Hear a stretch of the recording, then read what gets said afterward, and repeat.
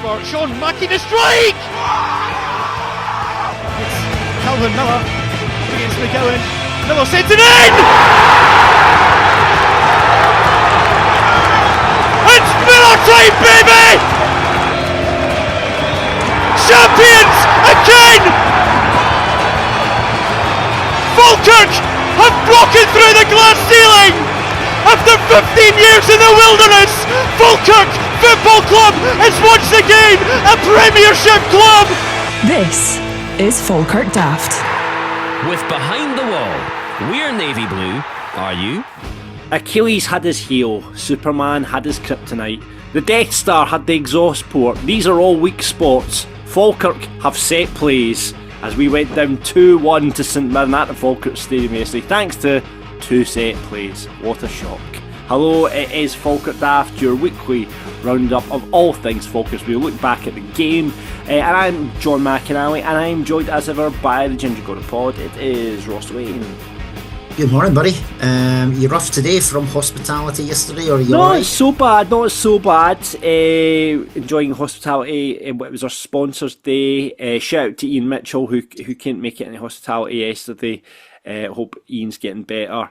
One of our podcast sponsors of T8s, we'll speak about them in just a bit. But yeah, it was end up in hospitality yesterday with Brian Flint, of course, owner of Behind the Wall. So it was in with him, and I was literally, because Ian pulled out, I called in Lewis Connolly, former Falkirk TV commentator, so he jumped in, and we enjoyed hospitality in the company of Fred McCauley, who's one of my friends who I worked with for years on the radio. So I got dragged Fred along, and he's a bad luck charm because we obviously got beaten, so he did apologise for that. But You can't come back. You can't go back. I know, I did say that's you done. You're done now. But no, it was a good day. Good day as ever in the old hospitality. So yeah, it was nice, and not that rough because trip down the road went for a pint Behind the Wall after hospitality, went for a pint in Elliott's, and then went up the road after that. So it wasn't too bad. It was quite well behaved. Not bad, not bad. Listen, that sometimes happens like that, doesn't it? Like Yeah. Sometimes a hospitality day is like a full blown. It's because you weren't there to encourage me along, Ross. That was it. I've realised that that was the learn from it. That if you're there, you're a bad influence. Well, that has been known. Yeah, no, I had a quiet one. Obviously, I think I said in the last podcast, it was a cheer comp for my eldest yesterday. So my wife and daughter were there. So Amelia, my youngest, she was at the game yesterday. The in-laws were there as well. So it was, result aside, it was a lovely day. It was a good day for football. It was a very good day for football, like apart from the result. But we'll talk about the game in depth in just a bit. Let's see what's been going on. We've got another song suggestion. We're out of F Factor season at the moment, but I do like how people are still getting involved in coming up with songs. And it's from Alan, this one. It says, helping out with the Spring Queen today, so been listening to tunes, working on the question, do Steps have any good songs? Ross, I'll come to you. And this one, do Steps have any good songs? You're going to go on to talk about one, and if I was picking one, it probably would be this one, just because it's got the word blue in it. Right. So Deeper Shade of Blue. So Alan goes on saying nothing much happening on the debut album Step 1. On to Step Pat. Who is listening to Steps while doing their housework, by the way, Alan? The questions have to be asked. On to Steptacular, which I think was the second Steps album. I'm wondering how we've gone so long without a chant to the tune of Deeper Shade of Blue, unless I missed it. There's a reason that we don't do chants to Deeper Shade of Blue, Alan. It's because it's written and sang by Steps. I'm not sure this one works that well anyway, to be honest. It's a good effort. Right, you're going to have to go for it, because I'm trying to think how Deeper Shade of Blue goes by Step. This is deeper shade of blue. Right, yeah, but I don't understand how the lyrics fit into this. Right, so, go for it. You give it your best shot. Oh, God, right, okay. So he's put Barney Stewart, he's scoring goals for you, and the Bairns are marching through. He's our man, Barney Stewart. I don't know if it works, but right. See, the middle bit works because it rhymes with blue. Yeah. But Barney Stewart doesn't rhyme with blue or through. or you, for that matter. Alan, you're going to have to explain your working here. Please send us a voice You need note. a voice note, yeah. You need a voice note, because me and Ross are terrible singers. But I do question your musical taste, Alan. I'm going to be honest with you. Anyone doing housework and listening to both the debut album and follow-up album from Steps is one for the watching. That's all I'm going to say. See, the thing is, I didn't actually realise that the first album was called Step 1. Why wasn't their second album just called Step 2? That would have made Step 3. It would have made that would have been far better, wouldn't it? Yeah, there must be a marketing reason behind it, but there you go. What's your favourite Step song, Ross?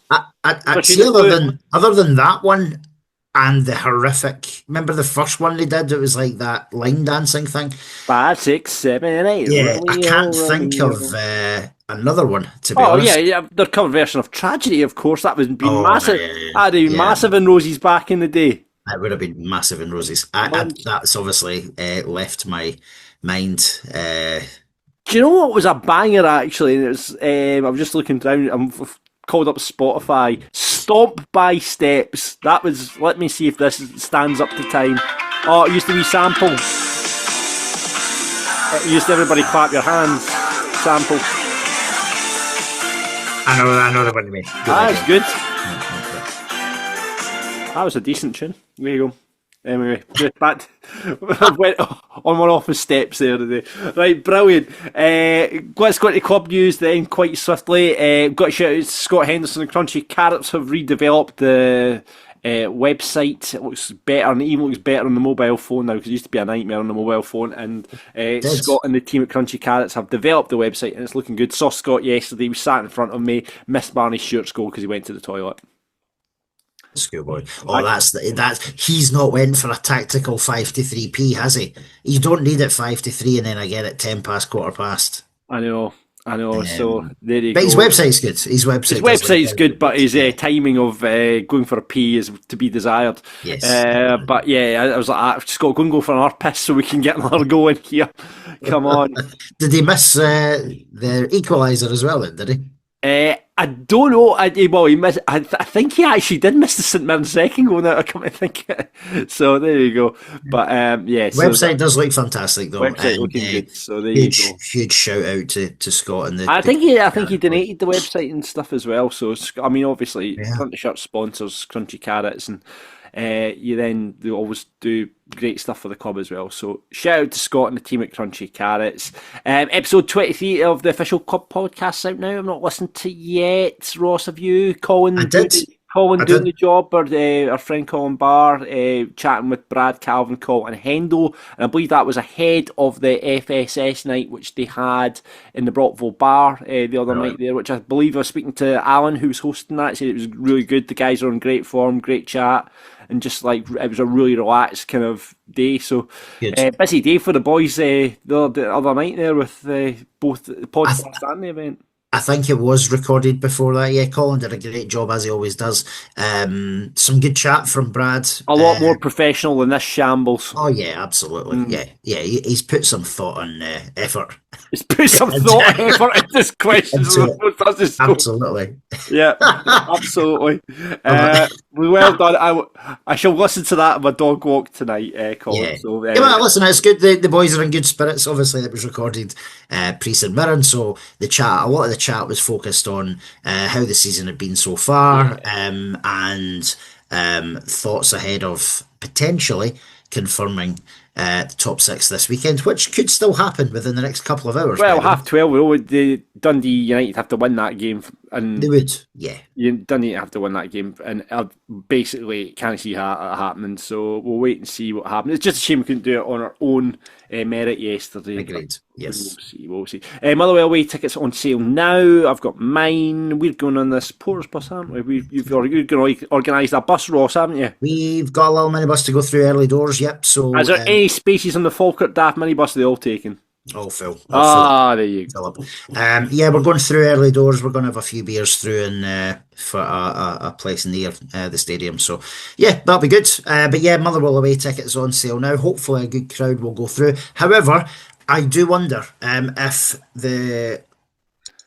we are confirmed as top 6 this weekend. I do wonder if maybe some people will start to I don't want to say pick and choose their situation, but semi-final tickets are expected to go on sale very, very shortly. The prices haven't been officially announced by three of the clubs yet, but St Mirren did put theirs out on Friday late afternoon, and so we've been given a bit of an indication as to what the ticket prices are going to look like. So it was £42 for the north and south stands, which we will have sections in, and I want to say 32 for behind the goals, unless I've just made that up. Yeah, that sounds about right. Expensive, man. That's pretty expensive. 42 quid. I think I had 40 in my head, and the only reason I had it was because I looked at last year's semi prices, and it was 40 quid last year. How much did we pay for the Inverness semi? Can you remember? Was it 35? 36 or 37, something like that. Well, it could have been more, to be honest, but I remember late 30s anyway.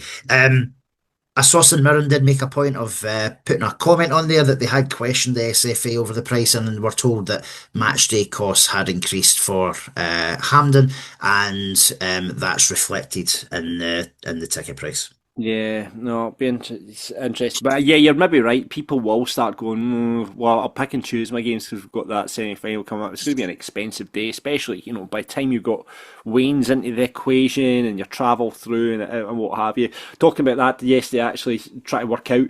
Because now my brother's got suggesting an empty, but then I'm like, he's 40 minutes walk away from Hampden, so we don't know what's going on. And with the situation at Central, hopefully that will be resolved before the game in April, but that could be an absolute nightmare trying to get out to Hampden from Glasgow City Centre. I mean, I'm not getting a bus. You sort of your bus, Ross, for your friends and family and stuff like that. Yeah. But we're I think we're talking about getting trained through, and potentially I believe Druthie's opens at 9 o'clock in the morning. So if you order a butter and toast, which is £1.75 or £1.25, you can have a pint of Tennent's. So that could be an option. Just a mountain of toast on a table. Yeah. Everyone's so I don't know. But I think I'll be getting the train to that day. But I don't know. The situation at Central is a bit worrying, so we'll see what happens with that. But yes, more details on that in the next month or so. Let's charge right into birthday corner right now, and we'll kick things off with saying happy birthday to Falkirk Bairns living in America, Robert Ritchie. Happy 40th, Robert. I don't know where he lives in America. I'd love to know that. But that's from Michelle, Alan and William. So happy birthday on the 22nd of March to you, indeed, Robert. And also happy birthday to our friend of the podcast. She's been on as a guest pundit previously as well, Yvonne Johnson. His birthday is today, tomorrow, 23rd, Monday the 23rd. And that comes from Maya, the rest of the family, and obviously your pals as well. Happy birthday, Yvonne. I love Yvonne. She's coming to Motherwell with us, isn't she? She's on the bus. She is, yeah. Her and Maya will be on the I'll buy you a birthday drink, Yvonne, when I see you next. Andy White, I was out with Elliott's with Andy last night. It was his birthday on Friday there. The birthday boy, Falkirk's greatest statistician is Andy White, and that's official. And that is official. That is 99% confirmed that Andy is Falkirk's. So happy birthday, Andy. Are we allowed to talk about that actually? Because officially that's his. He's not meant to talk about his job, is he? No, he's quoted in the papers and all that sort of stuff. Oh well, yeah, that's true. Actually, that is true. He's allowed to be outed then, from that perspective.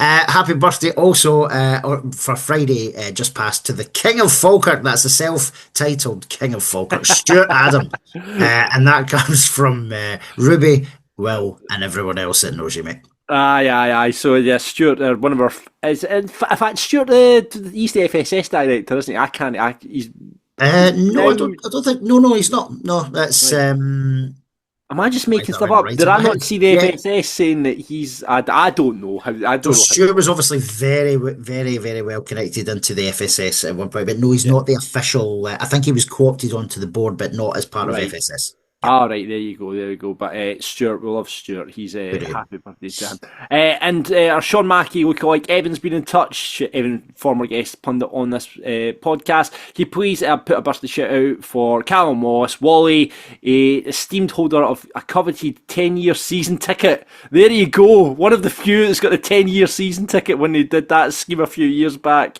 So well done, Wally. They've won a watch, haven't they? With the 10-year season tickets. Aye, by the way, what a shout that when you look back and go, Jesus Christ, that is what a shout that is, the 10-year season.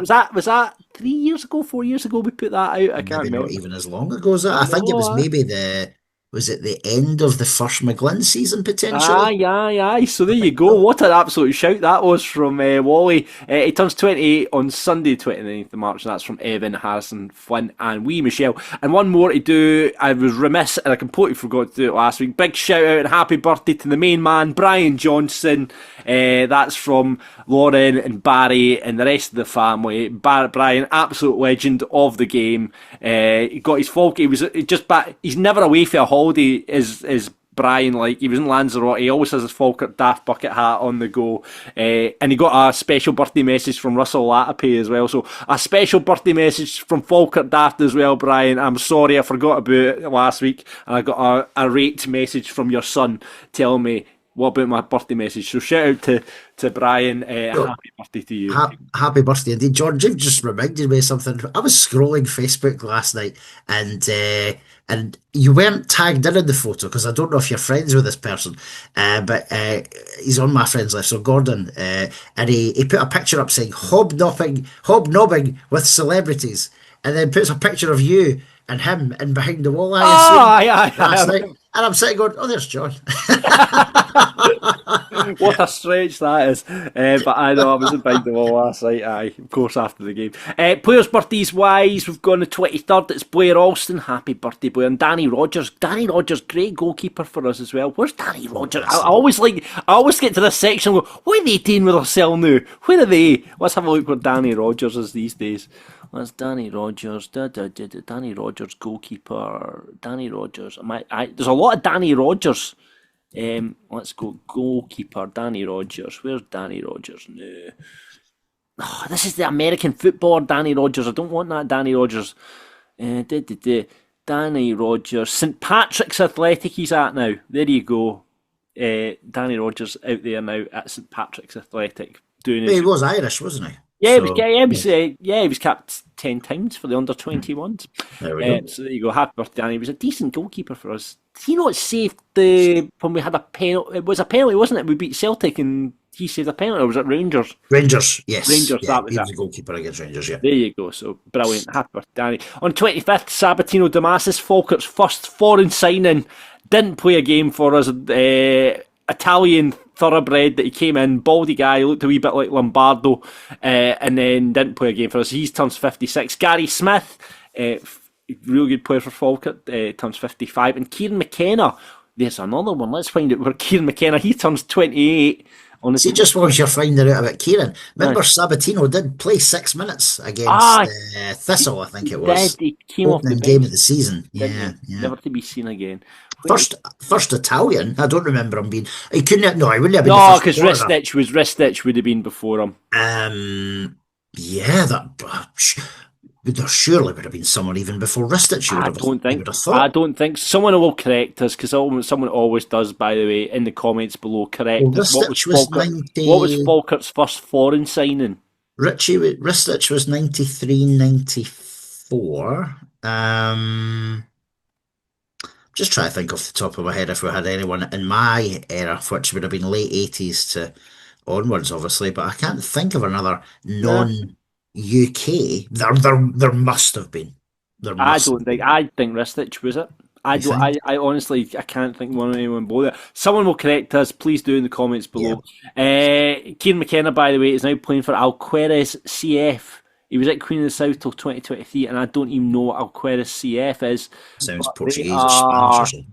The Alqueires CF, where are they based? Jesus Christ. I've went down a rabbit hole here of where all these footballers are from.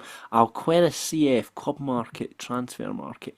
Anyway, there we go. Kieran McKenna was decent for us, I thought, as well there. Hadji turns, Brad Mackay turns 33 on the 26th. I think he's trying to be a hairdresser now. I think he's with Brecon. I'm going to say Brecon. He's certainly in the Highland League somewhere like that. For sure. Well, is he definitely training to be a barber, is he? Well, he told us that. He was training to be a barber. Oh, he did. That was at a dinner. Aye. At the end of the Invincible season. Aye. Alqueires CF, I think, are in Spain, by the way. There you go. Kieran McKenna. Sounds Spanish, doesn't it? Oh, he's maybe departed. I don't know. Anyway, there we go. Sorry, we're down there. Brad Mackay there as well. Hadji on the 27th. I love Craig McPherson when he played for us. What a player. Midfielder turned into a wing back. Unbelievable stuff. Yep. You've written down Craig McLeish, who was the St Mirren manager. He didn't play a game for Falkirk, did he? I know he was in the youth It was setup. a youth setup. I can't recall if he played any first team games, but yeah, Yeah, yeah. there you go. He was in the dugout yesterday for St Mirren. James Craigen still kicking a ball with Spartans. I'd like James when he was at us. He turns 35. Kai Kennedy still at Queen of the South as well. Scored that absolute cracker against Ayr. We all thought he was going to go into bigger and better things, and he didn't. He's at Queen of the South now. So Kai Kennedy turns 24. Lee Bullen, the Bull, turns 55. Remember the coin? The old Farid coin with Lee Bullen. I really liked Lee Bullen. I thought he was a brilliant leader on the park, and he got a bit of stick, obviously, because he was came from that side of the other side of the fourth for a bit. Legend down the Sheffield way as well. I think he's still. I think he's back down there and he's involved in Sheffield Wednesday again. Huge Wednesday legend. Yeah. Massive Wednesday legend. Yeah. Yeah, so he turns 55 on the 29th, and so does Lyle Taylor, who I think is still kicking a ball as well. I mean, he got some really big moves after leaving us as well. I think I was surprised. Forest at one point. I think he even was. I think he was. I was surprised he's 36, but then when you think about it, he would have been a youngster when he played with us, which would have been about 14 years ago. So yeah, I suppose it all ties in. Where is he now? He's at Chelmsford City, still kicking the ball. He scored 16 goals this season for Chelmsford. There you go. What level's that? I don't know. Chelmsford City. We're going the National League South, mate. They're in the National League South. There we go. So there you go. But I had a decent career at Lyle Taylor. And obviously, if he had scored that fourth chance against Hibs and we would have went 4-0 up at half time, we might have got into another final. But then we won't talk about that Hibs game. That has just got to be wiped from my memory. Absolutely. Absolutely brutal. Anyway, that's all the birthdays done. Thank you, before we get into the St Mirren match, to Behind the Walls. I was in there last night, funnily enough. Stay local, eat, drink, global. Falkirk Daft Venom still on sale there. I didn't enjoy one last night, but I did have a pint. You know what you think, with being obviously sponsors of the podcast and going into hospitality, and you think you get a free pint of Behind the Wall now and again. Never happens. Big Brian knows how to run a business, I'll tell you that much. Was he there when he jokingly said at one point, put it on my tab, and I was like, hi, very good, Brian. Very good. Yeah, no, listen, you should have done that. You should have took him up. I don't think he's got a tab. I think he was at the wind-up anyway, but it was great. I'm going to use that next time, I would. All these people in Falkirk Daft that listeners are all going into Behind the Wall now going, can you put that on Brian's tab, please? But no, I'm great to have a company of the big man yesterday. It was a really good day out with him. But yeah, seats are on sale for Motherwell. He was telling me he's got 7 buses running for the semi-final now. 7 now, is it? 7, he's got 7 buses for the semi-final. I think there's still a few spaces left on those as well, so get in touch with the bar. And obviously the usual shenanigans. You get a pint on return, but it's $12.50 for Motherwell. I don't know how much the semi-final ones are. 15 for the semi. 15 for the semi. So there you go. You'll get your pint. You'll get your bus out to the game. You'll get back. You'll get a pint. What a winner. Loads of stuff going on Behind the Wall. We've got an ABBA tribute on the 27th. George Michael tribute on the 3rd. What's your favourite George Michael song? Do you know, I'm ready for this. It's not one of his though, because I know he had loads of stuff with Wham, but he did what was it called? He did a song with Mary J. Blige. That's a great one. That was a belter. I can't remember what it was called. Was it called As? Brilliant. Great. That's a very, very good, Ross. Would you think of that there on the 24th Faithful? An afternoon with Tam Cowans on the 25th. The Stereophonics tributes on the 25th as well. And Falkirk Daft Live, of course, will be there. Get the date saved. 15th of May. Tickets on sale soon. Guest TBC. I've got a few ideas. We've talked about Scott Arfield. We've talked about other people. We'll get someone booked in and we'll let you know about that. But we'll put on the ticket. I think I'll put tickets on sale next week. The start of April for that. Tickets will go on sale for that. Not April the 1st. Not April the 1st, no. But we'll put... is it the 2nd? Is the 2nd of Friday? Anyway, we'll tickets are on sale. We'll let you know in the next podcast when they go on sale. But yeah, there we go. Lots happening there, and check out behindthewall.co.uk for all the info. Right, let's talk about the game now then, shall we? As we took on St Mirren at the stadium yesterday. off the back of a draw up at Tawdry. Liam Henderson, we saw, and we talked about it in the preview episode, he didn't make the squad. Other injuries, Carrier Wilson, who can't seem to keep himself fit, he fell out as well, so there was no return for Kyrell. And the shock news of the week was Ethan Williamson. Looks like he's done with Falkirk now. Doesn't look like he's going to be back. Got a tear, I think, in his calf. So he's way back down to Man United for his rehab. And it's just a shame with Williamson because he really did show stuff and he's just not been able to get going at all. And it's Williams.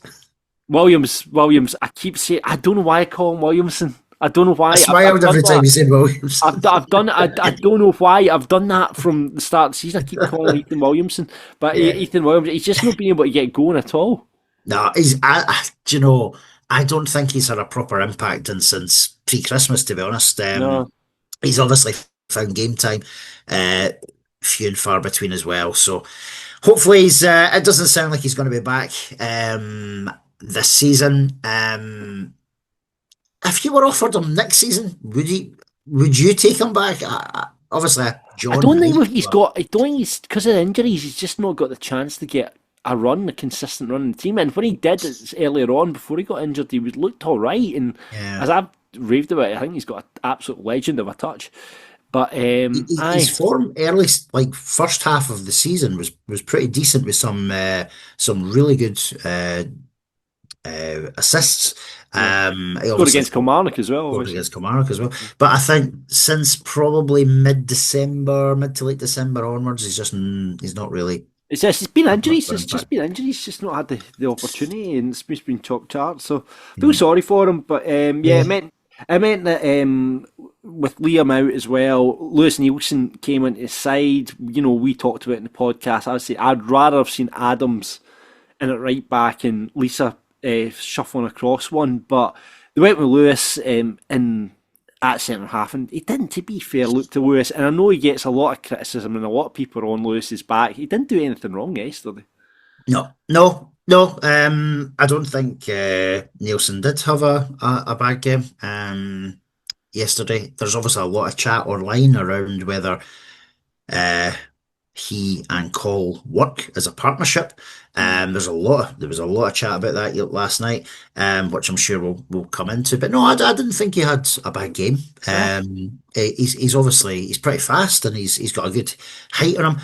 I don't think we defended, which we'll come on to. I don't think we defended the two goals particularly well. Although I've got a lot to say about those two goals. Let me tell you, I'm still adamant that the second one shouldn't have been allowed due to the foul on Phil. Oh yeah, there's a lot to be said. There's a lot to be said about those two goals. Yeah, but Sam Hart and Kai Brown. Great to see young Kai Brown on the bench. I was really, really hoping that we could be 3-0 up and bring him on.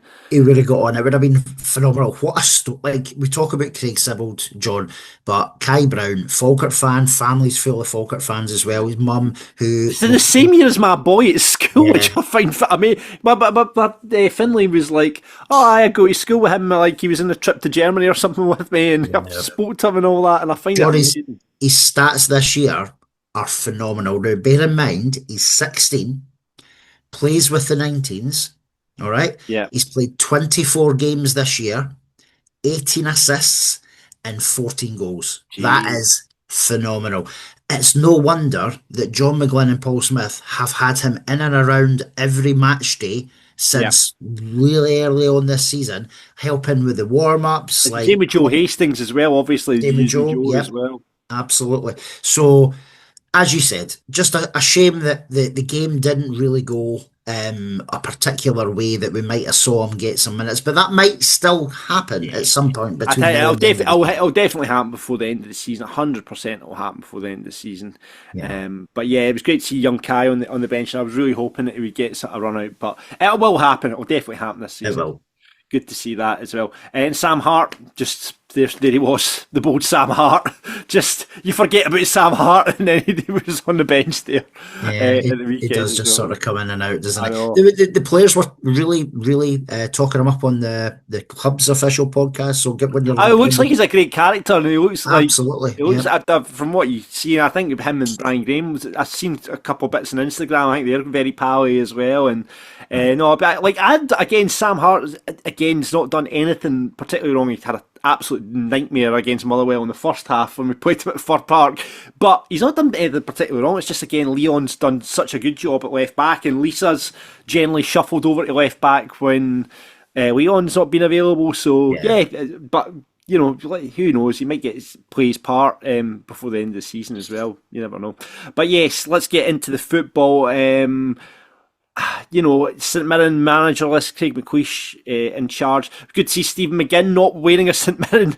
I was when I was going into hospitality, Stephen passed me and came over to say hello. I was like, good to see you've still got the Falkirk tracksuit on, Stephen. He just sort of smiled at me and kind of walked on. But He got a bit of stick in the his name came up in that official podcast as well, because I think it was Hendo, I think says something along the lines of oh, he's been amazing for us, and he then threw a comment like, just hope he stays for the rest of the season type thing. So interesting. Obviously the media don't seem to be kind of running with Stephen now so much. They seem to have shifted their focus on Neil Lennon getting a bit of a I shout would, out. So, by the way, I'm here for Neil Lennon getting the St Mirren job, because that would just be a distraction for Dunfermline and they're up to the semi-final. So I saw Callum Morrison got injured yesterday as well, which is great news. I really hope he's injured for the rest of the season now as well. That would be great. That would maybe make me sleep a little bit better, not knowing that Callum Morrison's on the park for Dunfermline come April the 18th. But Steve McGinn, obviously in our dugout, it was Craig McLeish, as we said, it's in the away dugout for St Mirren. And you know, we didn't start off with the impetus that we normally do, but we started finding it well enough, and you know, St Mirren fanning about with it at the back, and we managed to capitalise upon it. Dylan Tate, Cal Miller and Barney Stewart reacting really quickly. Great. Oh, by the way, when you look at Dylan's little, if you see his little setup, the way he just moves his feet on that and just slips in Barney. yeah. And a brilliant goal. Barney just doing what Barney's done. A striker in form, as they all say. And he just didn't take a touch. He just knew exactly what he wanted to do. It smacked it back into the bottom right corner. And it was a great first-time hit from Barney. And just a man on fire at the moment. It really was. The press was fantastic, as you said, Brad and Dylan doing exactly what we would hope they would do, which is pressing high, closing the space. As you said, Dylan, really lovely setup for Barney. And I'm so chuffed that Barney not only scored, but like he hit it first time, because he hit it early. It didn't give Shamal George any real time to sort of get, because he was sort of running back on himself, not expecting that this was going to happen.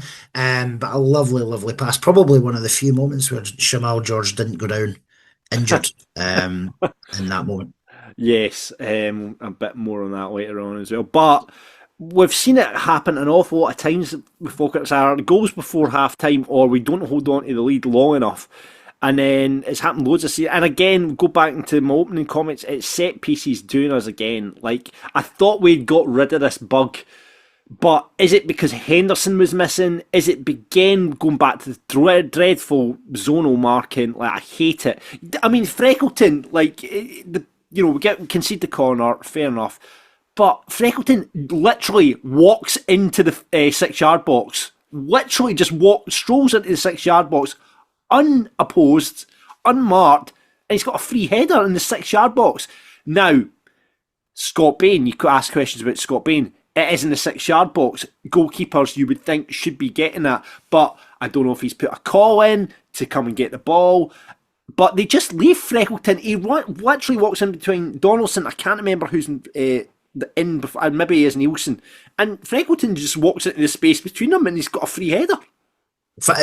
Scott Bain for me is at fault here, John. I watched it back a dozen times last night when the highlights went on the BBC, and what I can see is Donaldson looks to be, hence why Donaldson's absolutely furious with Bain in the aftermath.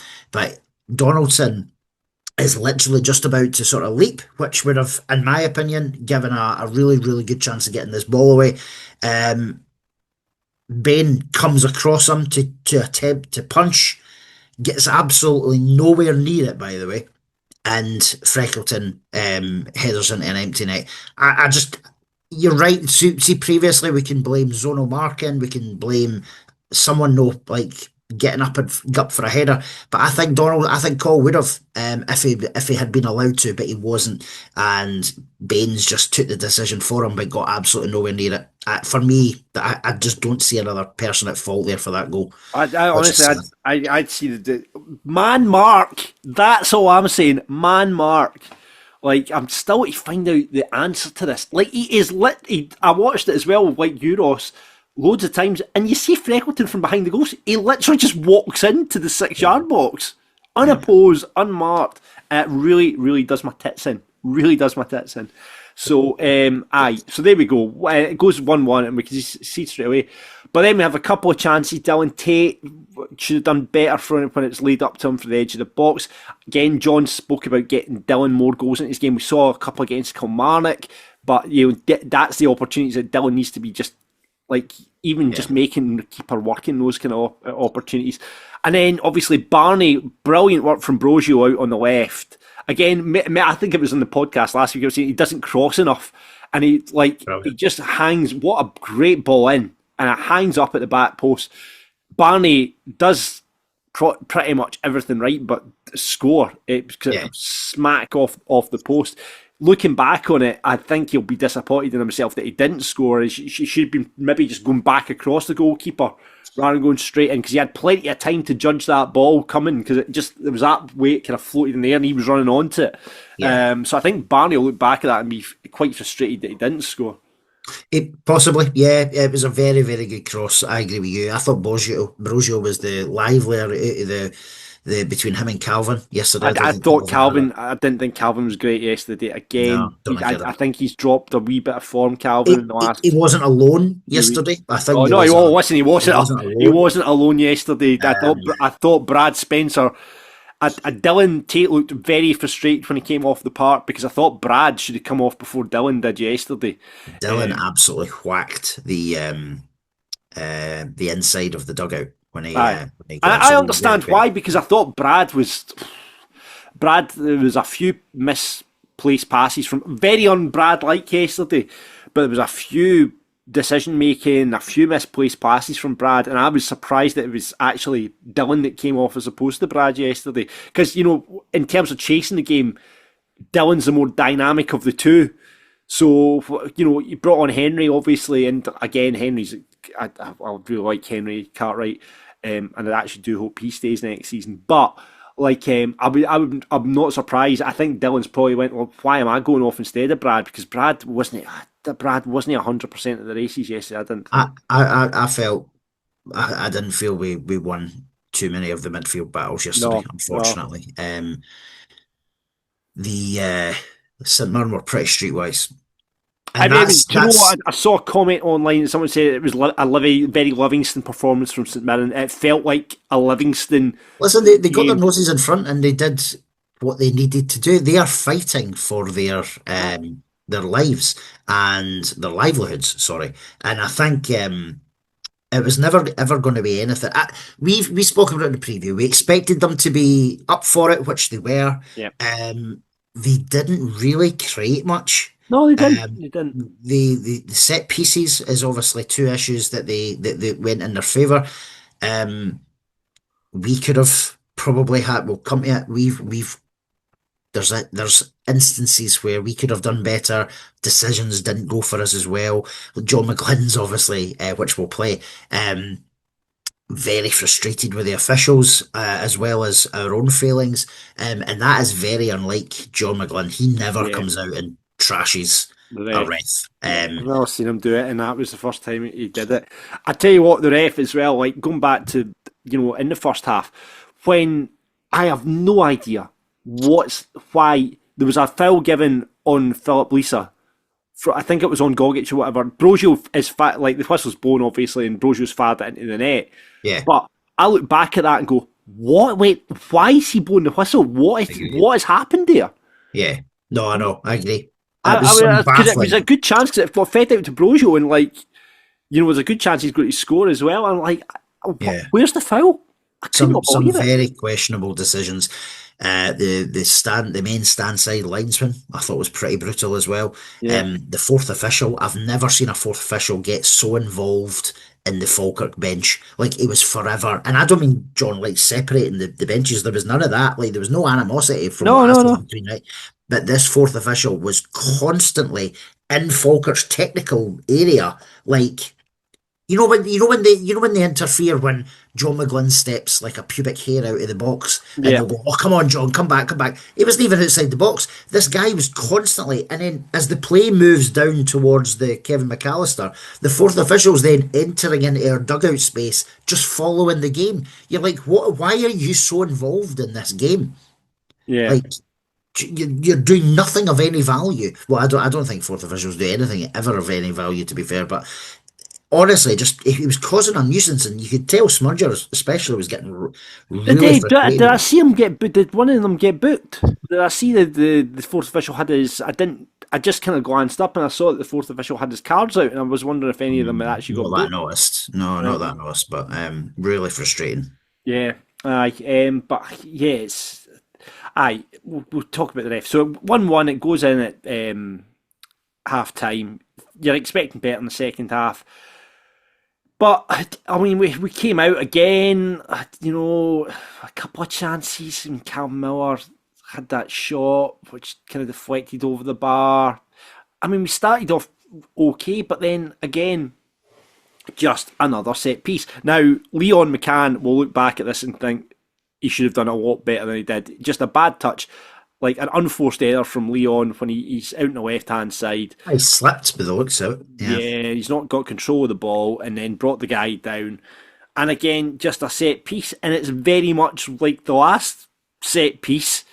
It's a ball in at the back post. And Liam Donnelly's there this time to get a free header on it. But let's just talk about the fact... Should it have stood? I mean, the Falkirk players were raging after the goal was given effectively, because you go back at it and Gogic is nudged right into Lisa, and Lisa's defending Donnelly. Yeah, and the goal's been given. And I don't understand why. No, I again, like last night, like the Saints' first goal, I watched it back a dozen times, and every angle looks bad on Gogic, on Lissa. I've no idea what VAR have not seen there. Like, what do they think has happened? That Lissa's slipped? Has he ran, like, is he clumsy that if he's fallen? I don't get it. And I think that's a huge impact on the way the game is going, because they weren't really creating much. We weren't either, but they weren't creating much, and it's a sore one. That is a real sore one. Yeah, I have no idea how that goal was given when you look back in it. And I saw that they were Steve Naismith on Sports Scene last night trying to defend it, say that it should quite rightly be given a goal. I was like, are you kidding me on? Oh, I've not watched the analytics of it yet, but they basically, and we'll talk about the handball in a minute as well. But we going down 2-1. I expect more reaction than what we gave, to be honest with you. We did obviously made changes. Finn so industrious, but I just think he's wasted in the 10. I do. I just think he's such an industrious player, but I just think sometimes he gets. He should be in the 10 row, and he gets dragged deeper than he should do and stuff like that. Again, I was having this chat with Lewis yesterday when I was sat next to him. I was just saying, and Lewis was slating Brojo. I thought Brojo had a decent enough game, but he tends to drift into the middle, and I just think, is he better suited to playing the 10 and putting like someone else out wide, going back to Ethan Ross and Calvin Miller, invert them, or what we did through the championship season, having Miller and Ross on either wing and putting Brojo in the 10, because he's more like Finn, and Finn will probably hold his hand up to it as well. In fact, he's not creative, he's just industrious. Flint is industrious. But I think if you were to put Brojo in that 10 role, he's probably in a more natural position because you watch him, he just keeps drifting into the middle. And, we talked about his crossing stuff. If he's through the middle and he's going to score a worldie, I will guarantee that Ben Brojo will score a worldie before the end of the season, where he'll be at about 5 men and then slot one by. But I do think that's what I would look at from Motherwell, is because I think Ethan Ross, I thought, was really good, looked all right when he came on as well, and he looked like he's getting back to what he is. He obviously spurred by confidence from that assist at Aberdeen last week as well. But I think, given that, I think Calvin's a bit out of form at the moment as well, so maybe that'll be a little spark if you were to bring Ethan and go back to the inverted wingers like we did previously, and then sticking Ben in the 10. I mean, I'm not the manager of the team. John Calvin looked a frustrated boy yesterday, and listen, it's not for the want of trying, because Calvin is a hard worker. He does try to be like his usual sort of 9, 10 out of 10 type self. But yesterday it wasn't his game. Yesterday, I was amazed that when he hit that free kick, at the edge of the box, and it wasn't Ethan Ross that hit it. Were very wasteful at points yesterday. Yeah, absolutely. I mean, the big chance, we'll talk about the penalty incident in a minute, but it was the big chance when there was the great little 1-2 between Brojo and Lisa, and Lisa goes through it. It's just a slight lighter touch, and it's going to be an equaliser there. I thought, but yeah, I mean, you can't. Again, Lisa is the amazing Philip Lisa that we expect yesterday as well. He was a wee bit off it as well, but that would have been a really good goal if it had come off. But yeah, just slightly heavier on the touch there as well. And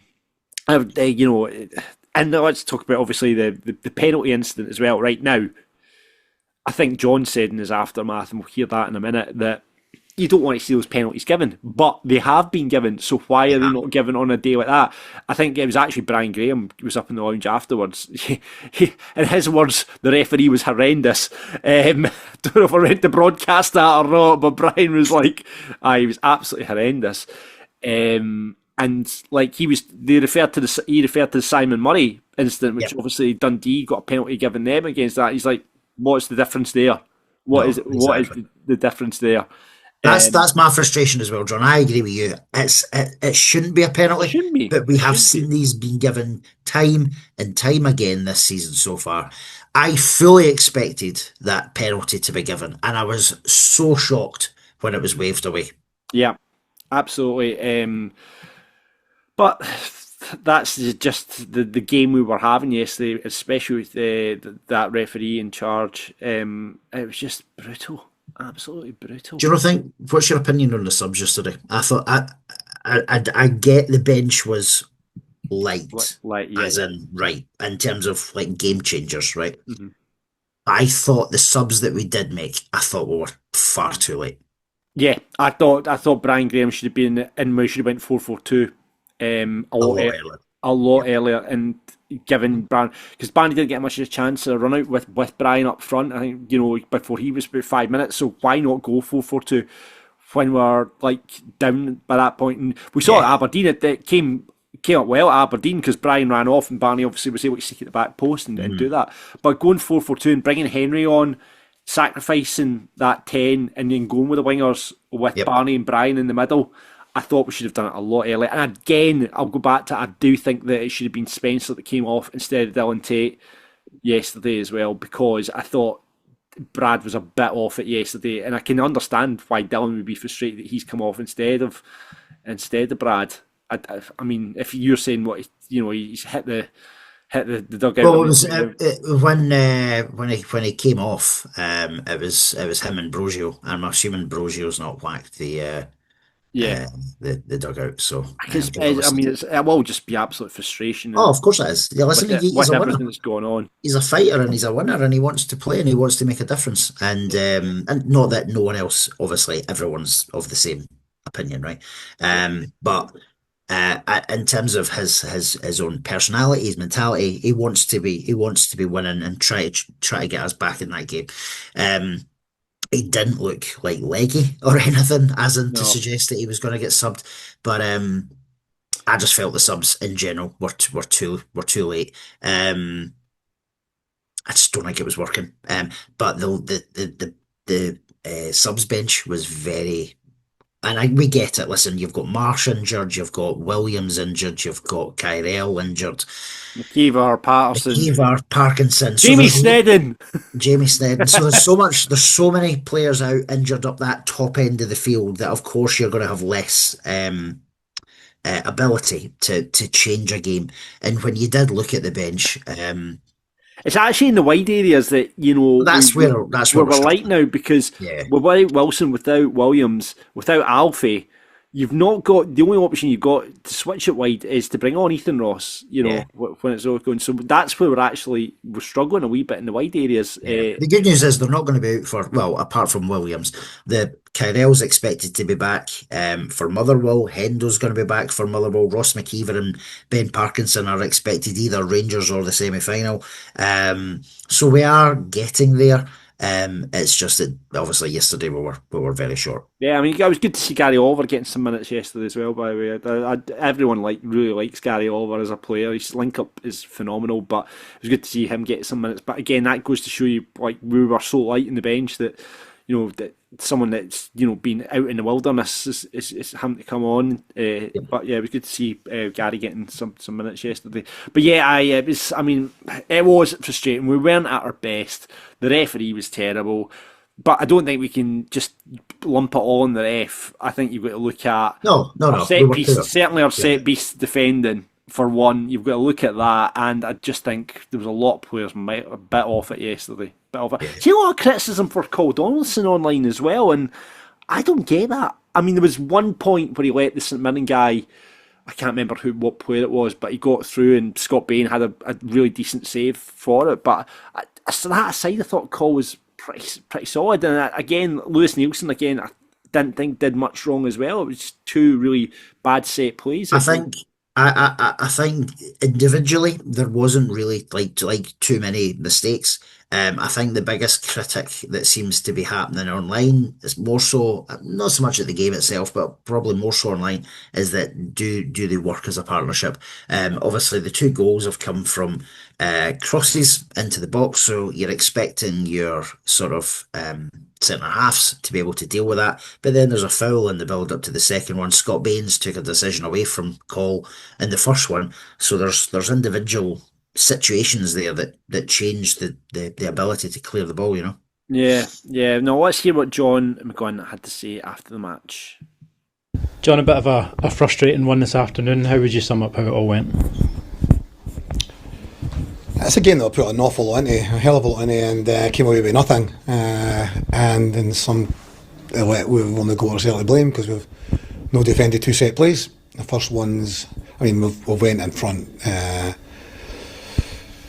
So because we had two strikers, maybe they didn't necessarily expect that, because they play a pass in a bad area that we managed to win, and Calvin plays in Barney, which Big Philly took it really well. I've seen them miss. You've got a wee bit of time to think about it. However, he just placed it in the right spot, put enough power on it to make sure it was going to go into that corner. So a really, really good finish. And there was an open game, I would suggest, a bit open. The game was open, and we didn't keep the lead long enough. Went through a wee spell previously where that was happening. We need to be better than that. We don't win the ball in midfield, it breaks, and we give away a corner kick. For the corner kick, obviously, we don't defend it, we don't deal with it. We should deal with it much, much better. It's frustrating from that point of view. We've no else to blame but ourselves for that. And I felt we played well in the remaining part of the half. Big Barney's got a great header at the post, which going in we would regain the lead. But it was a really good move. It was a good move. Exactly what we're like, very quick, very, transitionally forward, great ball in, and the big fella's met it really well. And another day, it's a 2 or 3 inches in, and it's a goal. So and I thought we were on the ascendancy most of the game. Started the second half very much on the front foot, taking the game to St Mirren. Obviously, maybe not necessarily creating sitters, if you want to call them sitters. but we're a threat, and we look like we could probably score. However, you know, we build the game for the back. We're coming out. Unfortunately, we lose possession. We give away a free kick.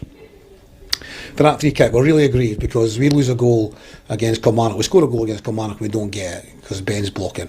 And this has happened here today against us, and yet we don't get, you know, a free kick. Gogic has completely taken Fullisa out, and then it's no Gogic who heads the ball, but he's taken our player out, and it's plain for everyone to see when you look back on it. And the VAR people will have more angles than what I've actually seen it on, and it leaves them with a big gap in the middle of their defence that they can get a free header, and it looks terrible from a defensive point of view, but they've taken out our player. And it's no like me. You know, I've been here getting up for nearly 4 years. Can't remember. It's a long time since I would complain about officials, but we now don't know what's a free kick, what's no a free kick. In that situation, I'm telling you that against Kilmarnock we get, you know, penalised, and today that went unpenalised, and that was very, very frustrating because it was the first ball put in our box in the second half, and it actually again came from ourselves. We gave away a free kick in a bad area. We had possession of the ball, and you know, we no way to throw anyone under the bus. So you know, we should do better, and of course we're feeling aggrieved about that. And then again, we've tried everything and got a goal back. We were a little bit careless with one or two moments. We have a really good moment where Phil and Ben have linked up to get Phil in behind. His touch is just a little bit heavy. It means that there's not enough space between him and the goalkeeper makes a good save. Otherwise, you know, we're getting that equaliser. So yeah, a lot of effort, a lot of commitment. As we knew before the ball was kicked, you know, St Mirren are fighting for their lives. They're going to up their game, which they've done today. They've upped their game. They've worked extremely hard to prevent us, and we didn't deserve to lose today, but we have to defend the situation better. But we could do with the rules and officials, you know, correctly calling things. We believe there's a handball in the St Mirren box. It definitely hits the boy's hand. We're comparing it to the Simon Murray one last week, whereupon again he doesn't know an awful lot about it, but it hits his hand and it's a penalty. Today it's very, very similar, and there's no penalty, so we don't know what is and what isn't there. What I would say is I wouldn't want a penalty for the Simon Murray one. I wouldn't actually want a penalty for the one today, but they're getting against us. We get penalty kicks against us for the exact same thing. So you know, it is now, and it has been this season, last season, just luck with regards to the ball hits their player's hand, hits your player's hand. You don't get one, but they get one, and you feel aggrieved. And so it shouldn't be that, you know. But that's what the game's coming. 5 minutes 21. One question asked. He's not happy. He's right in everything he says, though, especially towards the end there. Like, how if it's the penalties, just he's right. You don't want them as a penalty, but if that's a penalty last week, then that's sure as hell a penalty yesterday. Yep. 100%. But that's the boys that now got 2 weeks off to go and think about it. Tough game, tough last two games or before the split as well. With obviously Fir Park, we were the last team to beat. Well, we weren't the last team to beat Motherwell at Fir Park, were we? I think we were actually the last team to beat Motherwell at Fir Park, and they've not conceded a goal. They've only conceded one goal since we put two past them at Fir Park, which is mental. So yeah, we've tough game in 2 weeks' time, and then we've got Rangers at home, and they'll be chasing the title. There'll be big expectation there as well. So but the players have got time off now. They've got a week off to go recharge, recuperate, and like you say, hopefully get some of these injuries back for the game against Fir Park. Hendo and Wilson being the two that you really want to see back in the side. So let's hear what you guys had to say about the game yesterday. Coxey kicks us off saying the ref and linos were awful, probably the worst I've seen all season, but they're too easy to blame. The actual fact is we did not play well at all. Too many players were off the ball and too many poor decisions were made. I don't even feel hard done by. Simply put, St Mirren done a livy on us. I knew I'd seen that somewhere, Coxey. It was you that said that. With their physicality and gamesmanship, from the moment they equalised, they had our number all over the park. They knew they had to win. They had to win ugly, and that's what they did. Fair play to them. Yep. Doug's Strathay says the referee was really poor today. St Mirren took advantage by pushing and grabbing jerseys all over the park. I do worry about Scott being in goal. Never comes off his line when crosses come in. Well, he did yesterday. Marking on set plays was poor. Yeah. John says, like last year, we are stumbling when the finish line is so close. Nerves, we're obviously going to make top six, but our new goal of Europe next season seems light years away. I do think, and I was saying this, I do think we'll finish sixth. I think fifth is going to be, it's far too much for us now, right? So I think everything comes down to the Scottish Cup now.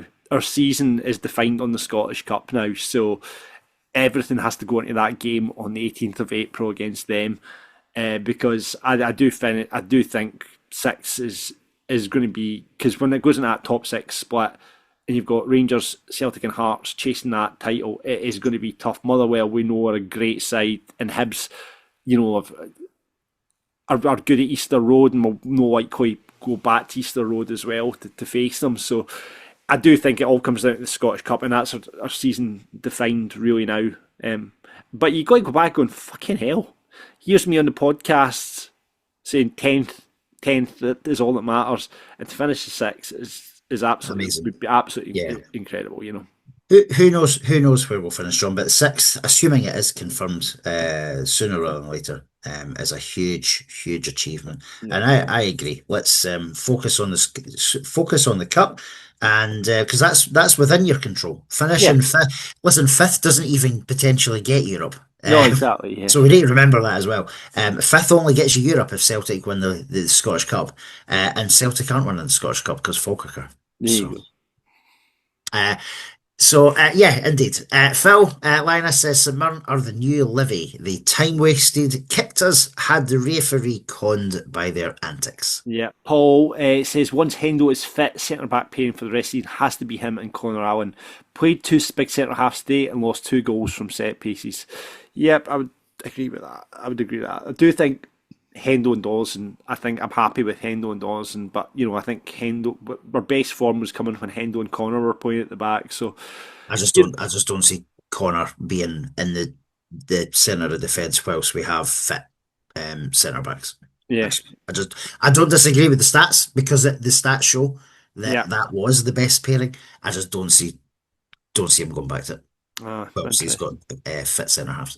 Alistair Scott says St Mirren more physical all over the pitch, and they seem to want it more. Not dirty as such, but bumps, pulls and pushes every time.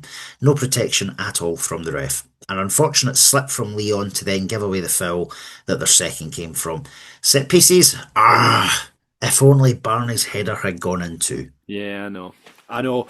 Do you know what? See, games like that, I do think it's a game for Henry Cartwright, those types of games. I do think that physicality that Henry brings to the midfield is games like against St Mirren, against Livingston.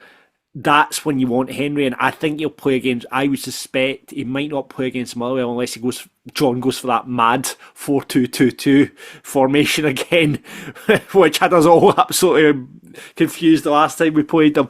But I do think someone like Henry Cartwright against the Rangers would be something I'd like to see happen, because I do think he brings that physicality to the side as well. So surprised we could have done one midfield yesterday a lot longer than he was there for, I think. Colin rounds us off and says, we had a great time in your lounge with the corporate hospitality from Allied International. Our first time up from London for a couple of years. Hopefully we'll be back soon to see you in soon. But Colin must have been in the 1876 lounge yesterday, and thank you very much to Stuart and Brad from Central FM for looking after it there. I caught Stuart in the pub afterwards, said it went great. So I think he enjoyed doing that. So yes, hope you enjoyed your time in the 1876 lounge, Colin. Right, Falkirk Daft rated and Falkirk Daft Day. Obviously Barney Stewart got man of the match. What are you thinking? I'm not going to say he didn't deserve it, because he scored a very, very good goal. Could have got second as well. I think picking a player yesterday is really tough. I don't think anyone massively stood out. So I don't know if you'll agree with my choice here, John, but I'm for the where he's done this season.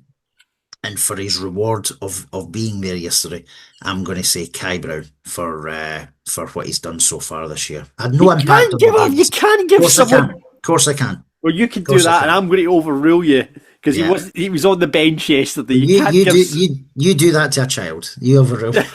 Not having that. I'm going to Not say having Kai this Brown. primary school. Everyone's a winner mentality, Ross. Jesus Christ! No, he's chance. done Until well. he gets He's on done that well. park and proves himself, he's not getting it. But I appreciate the over Falkirk players on the park yesterday. You say Can you pick one? Can you genuinely pick a Falkirk player for yesterday? Right, so Hence why I've go went through with it. Kai. Can't be Scott Bain because again, I think he was at fault for the first. Leon can't as your usual go-to. Leon or Liam. Leon gave away. That was a stupid mistake for giving away second. Call and Nielsen again going back to the comments said you can't give it probably to them because again we lost 2 set pieces yesterday. Lisa was a bit off it yesterday. Dylan. It's alright, Brad was off it, Miller was off it. Ben Brosio. I think Ben Brosio probably deserves it from yesterday. And in fact, no, Barney. Just give it to Barney for his goal. He ran the channels well. He caused a bit of troubles with the defender, and I'm just going to give it to him for his goal. So Barney Stewart, 2 in a row for me. Fair enough. You'll have Kai's mother round at your door. I'll have Kai's mother. Sorry, Mrs. Brown. Apologies. Sorry, Fiona. Apologies. Apologies, Mr. Brown. But there you go. Ross put up a case for it. But once he gets on that park, I'm sure he'll be picking up plenty of Falkirk Daft rated nominations in the future. Dafty, Christ, it's the referee, isn't it? Ross Hardy. Yeah. Well, ref, lino, VAR, just put them all as one. Yeah, refereeing team yesterday. I had miles off it yesterday. Miles off it. But there you go. Hopefully, we'll have better referees come future games. Yeah, so that's that. St Mirren done. On to next game. Motherwell, we've got a week off next week as well with the international break. We do. There'll be no preview this week and no review show next week, but we'll be back with a preview for the Motherwell game. Yeah, absolutely. Do you know what I'll try and get for that? I'll try and get Gordon Duncan, a Motherwell supporter. See if we can get Gordon on for the preview show. I'll have it overwhelming work. But yeah, that's it really for this week's Falkirk Daft, going out in a bit of a... we're all off to watch the Celtic Dundee United game now. It kicks off at 12:30. We're just finishing up this just now. So hopefully we'll be back with 6 confirmed ahead of the international break. And I believe there's rumours that the fixtures might be out this week as well, if that's all confirmed today. It has, yeah. As soon as it's mathematical, the fixtures will be out. So hearing rumours of Tynecastle in the last game of the season. That is the rumour. That is the strong rumour being bandied about. And the other rumour that's being bandied about is that we will have 4 home games. I can't see that. You're the one that told me this rumour. I can't see that happening because I saw some Pie and Bovril did all the kind of workings out of what the fixtures will be. And yeah, I can't see us getting 4 home games. But we'll wait and see. I don't think the people would, I can't see that happening, but we'll wait and see what happens. But yeah, anyway, let's hopefully we're back here talking about our 6th position, well, guaranteed 6th position finish come the next episode. But before we go, thank you very much to Falkirk football fans and train. As I say, get well soon, Ian, if you're listening to this. They are down at the stadium Wednesday 8:30 to 9:30, helping you with your mental health, helping you get fit. They've got their over 50 section, which is brand new, so you can get involved with that. We've also got the Elite Academy and Legends section. Get down to the stadium Wednesday 8:30 to 9:30. Details are all below, are on the Facebook page as well. You can get in touch with Ian or Willie. They will sort you out. Remember the criteria: you need to be over 40, no ex-pros or registered amateurs. Just get down, have a bit of fun and a laugh playing a game of football with the boys. So enjoy that, get signed up, and all details are below. We will see you, as Ross says, we're not back with a preview episode. We will see you the next time. We'll be previewing Motherwell, which will be a week on Thursday. Look forward to that. Looking forward to the trip to Fir Park. Hopefully try and remain unbeaten against Motherwell as the Lanarkshire Galacticos, as they've been labelled this season. So still not being able to beat the Bairns, though. But we'll find out what happens a couple of Saturdays' time. Thank you very much for watching. Thank you very much for listening. Get our merch.falkirkdaft.co.uk, of course. Get yourself Falkirk Daft kitted out. Get us on Twitter, Facebook, Instagram by typing in Falkirk Daft. And check out the Discord channel. The link is below. Get involved in the chat with that. But until next time for the Motherwell preview. Expect unexpected. On the Bairns. We're Falkirk Daft. We're Falkirk Daft. Talking about the dark blues and having a bit of a laugh. We're Falkirk Daft. We're Falkirk Daft. You can listen in the pub or you can listen in the bath. We're Falkirk Daft. We're Falkirk Daft. For everyone who's caring about being a Falkirk Bairn, we're Falkirk Daft. We are Falkirk Daft.